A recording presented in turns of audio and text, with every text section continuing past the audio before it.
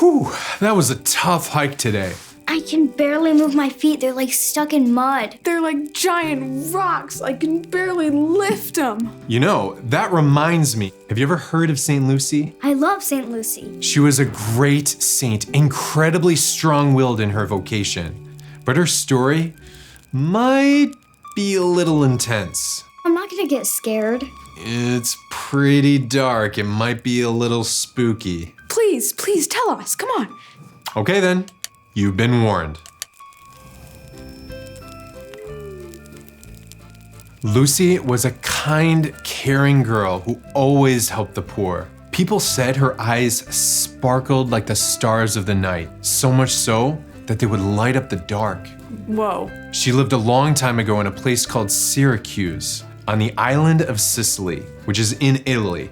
I've always wanted to go to Italy. Now that sounds like a nice place, right? Sunny days, beautiful beaches. Yummy pasta and delicious pizza.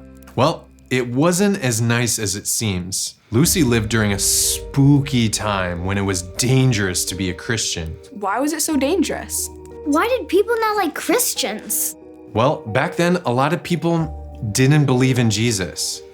Instead, they worshipped really strange gods like Jupiter or Mars. The people in charge, the Romans, were very powerful and they didn't like Christians at all. In fact, they were hunting them down. Those guys sound horrible. The emperor wanted everyone to follow their religion. If they found out you were Christian, it meant big trouble. I'm talking about prison, torture, you name it. Okay, that's no joke. So, back to Lucy. Lucy loved Jesus so much. In fact, she promised that she would only belong to Jesus and never marry anyone. Her heart was so full of love and bravery, even though she had to pray in secret. Christians, like Lucy, they would meet in hidden places like catacombs and dark underground tunnels where the Romans couldn't find them. Wow. Like a secret Jesus spy. Well, one day, a big problem came knocking on Lucy's door. Who goes there? It was a man who wanted to marry Lucy. But what do we know about Lucy? She wants to dedicate her life to Jesus. She does not want to marry him. That's right. So when Lucy said, No, thank you. You can leave now.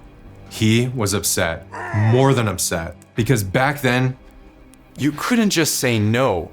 You were expected to do things a certain way. And worst of all, this man knew Lucy's secret, That she was a secret Jesus spy? that she was a Christian.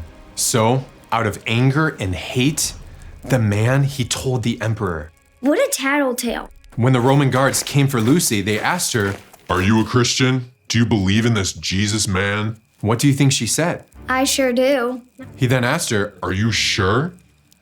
If you just say no, you forget about Jesus, if you stop helping the poor and praying and just marry this man, you won't get in trouble. so what would you say if you were Lucy? No way. Jesus is all I need. I'll never give him up. I want to follow Jesus no matter what. Wow, you would be as brave as Lucy then. So as punishment, they tied her hands to the back of a carriage to drag her away. But something miraculous happened. Any guesses? Did someone try to stop them? She turned into a bird and flew away? Interesting guesses, but not quite. As the wheels turned, the carriage started forward, but then suddenly stopped. St. Lucy didn't move an inch. They pulled and pulled her forward with all their might, using horses and pushing the carriage and pulling at the ropes tied to her. And nothing. She was immovable. She was like a big heavy rock. Exactly, it was miraculous. How'd she do that? It was the power of God. Since they couldn't move her, they had to come up with a new way to punish her. These guys are the worst. So they decided to burn her alive right there. As she was tied to the stake, she prayed to God, asking for his help. And when they tried to light the hay below her, it would not burn. They even tried to light her clothes on fire, but nothing. She was fireproof. God was helping her. So, they couldn't drag her away, they couldn't burn her, so they decided to torture her. I don't like the sound of that. They gouged out her eyeballs. What? Ew, that's horrible. Lucy's courage and faith were so strong that even this couldn't stop her. She still saw the truth in her heart and trusted that Jesus was with her.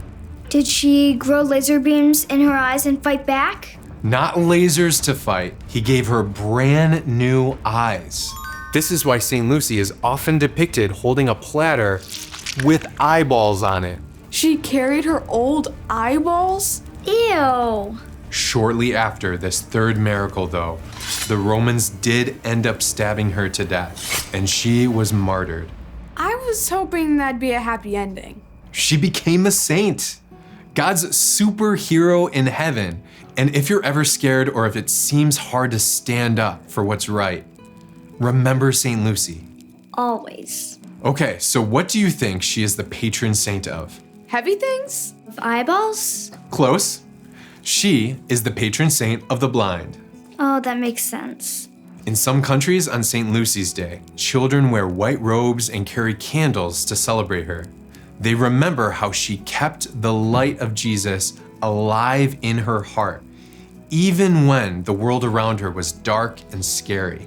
That was awesome. I can't wait to hear another story. I will see you next time, Juice Boxers, with another Campfire Saint story. Bye. Bye.